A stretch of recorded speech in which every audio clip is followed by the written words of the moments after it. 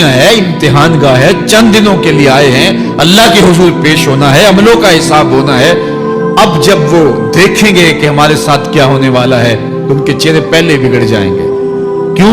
वो गुमान करेंगे कि उनकी रीढ़ की हड्डी तोड़ दी जाएगी। ऐसे अजाब आएंगे जिस तरह किसी की रीढ़ की हड्डी टूट जाए तो उसका चेहरा शगुफ्ता गुलाब तो नहीं होता, उसका चेहरा जो है वो तो किस कदर मुरझाया हुआ होता है। तो अल्लाह इरशाद फरमाता है इस तरह इनके चेहरे होंगे।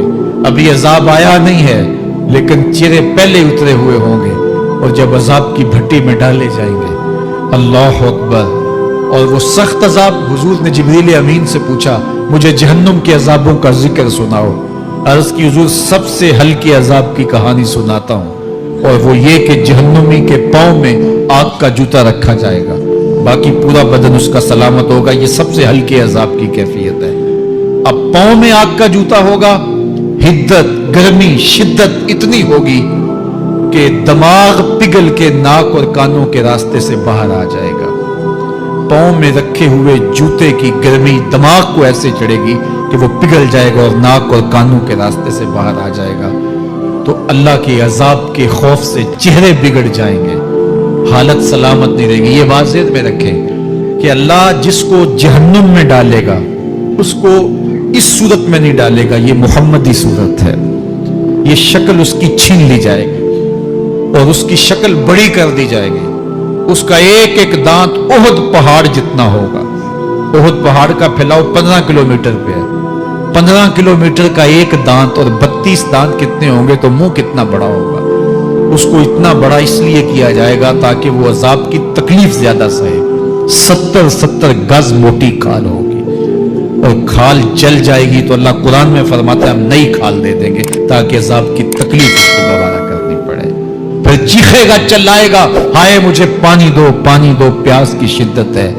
70 साल तक तो उसकी कोई आवाज ही नहीं सुनेगा। 70 साल के बाद दारोगा जहन्नम चीख कर कहेगा क्या मांगता है? वो बोलेगा मुझे पानी चाहिए। कहा जाएगा तो बेबी मिलता है पानी। फिर दारोगा जहन्नम उसे पानी देगा, कोका कोला की बोतल देगा या पेप्सी थमा देगा या मिनरल वाटर की बोतल देगा? नहीं, कुरान बताता है उसे माए हमीम दिया जाएगा, खौलता हुआ पानी। और वो इतना गर्म होगा जब पीने के लिए चेहरे के करीब करेगा उससे उठती हुई भाप की वजह से चेहरे की खाल उधड़ के उसके अंदर गिर पड़ेगी, लेकिन इसके बावजूद उसको पीना पड़ेगा। अल्लाह फरमाता है ये दुनिया ही सब कुछ नहीं है, समझ लिया यही सब कुछ है, आखिरत को भूल गए। सुबह उठे काम पे चले गए, शाम आए आवारगी में चले गए, सदाएं आती रही हय्या अला स्वला हय्या अल फला, कोई परवाह नहीं की। न पेशानियों ने सजदे किए, न सोचों में पाकीज़गी आई। जिंदगी यूं गुजार के चले गए। ऐसे नहीं, कहा एक वो होंगे जिनके चेहरे शगुफ्ता गुलाब होंगे, एक वो होंगे जिनके चेहरे बिगड़े हुए होंगे।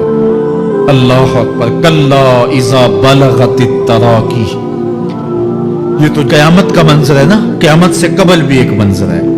अल्लाह उस मंजर को भी बयान कर रहे हैं। कल्ला इज़ा बलगतित तराकी, हाँ हाँ जब जान गले को पहुंच जाएगी। ऐ इंसान तेरे ऊपर वो घड़ी भी आने वाली है, वो वक्त भी आने वाला है जब सांस इस हंसली में अटक जाएगा, जब सीने से भी सांस ऊपर चली गई।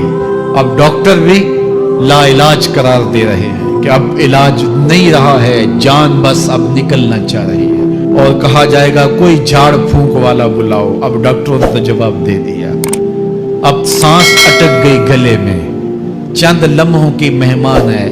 अब डॉक्टरों ने कहा अब हमारी जानब से ला इलाज हो गया, अब ले जाओ इसको घर या वेंटिलेटर पे डाल देते हैं इसको, बस अब हमारी जानब से कोई इसका इलाज नहीं है। अब घर वाले रोते हैं, कहते हैं कोई झाड़ फूंक वाला लाओ, कोई दम वाला लाओ, शायद वो कोई दम करे तो इसकी जान में जान आ जाए। डॉक्टरों ने तो ला इलाज करार दे दिया। वज़न्ना अन्नहुल फिराक, अल्लाह फरमाता है ये तो झाड़ फूंक वाले को ढूंढ रहे हैं, लेकिन जिसकी सांस यहां अटकी है वो समझ गया है अब मौत आ गई है। उसको यकीन हो गया है कि अब मौत के लम्हे आ गए हैं, अब मैं बच नहीं पाऊंगा। अब आंखें ताड़े लगी हुई हैं। वल तफ़्फ़ति साक़ु बिस्साक़, पिंडली पे पिंडली चढ़ रही है। जब मौत आ जाती है तो फिर पिंडली से पिंडली लिपट जाती है, اس کو پھر جدا کرتے ہیں اور جدا کر کے دونوں انگوٹھے باندھ دیتے ہیں تاکہ پنڈلی کے اوپر پنڈلی نہ چڑھے۔ اللہ وہ منظر بیان کرتا ہے، صاحب یہ وقت آنے والا ہے جب دونوں انگوٹھے باندھ دیے جائیں گے، جب ناک میں روئی ٹھونس دی جائے گی، جب چٹے لباس میں کفن دیا جائے گا، جب غسال کے سامنے بے بس پڑے ہوں گے، وہ چاہے یہ بازو اٹھائے چاہے یہ بازو اٹھائے، گرم پانی ڈالے یا سرد پانی ڈالے، جب بس پڑے ہوئے ہوں گے جو ہے وہ غسل دینے والوں کے، اور ناک میں روئی ہوگی اور دونوں انگوٹھے آپس میں بندھے ہوں گے۔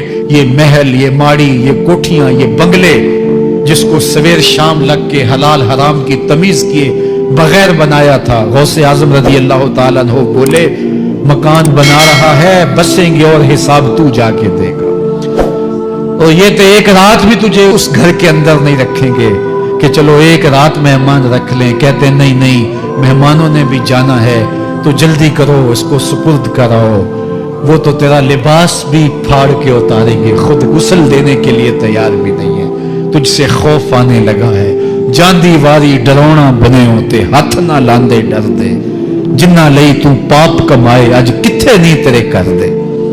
آج تو وہ تیرے ساتھ تجھے غسل دینے کے لیے آمادہ نہیں ہے۔ وَالْتَفَّتِ السَّاقُ بِالسَّاقِ، جب پنڈلی پہ پنڈلی چڑھنے لگ جائے گی، إِلَىٰ رَبِّكَ يَوْمَئِذٍ الْمَسَاقُ، اس دن تیرے رب کی طرف ہی لوٹ کے جانا ہے۔ فَلَا صَدَّقَ وَلَا صَلَّىٰ، اس نے نہ تو سچ مانا اور نہ نماز پڑھی، وَلَٰكِنْ كَذَّبَ وَتَوَلَّىٰ، ہاں جھٹلایا اور منہ پھیر کے چل پڑا۔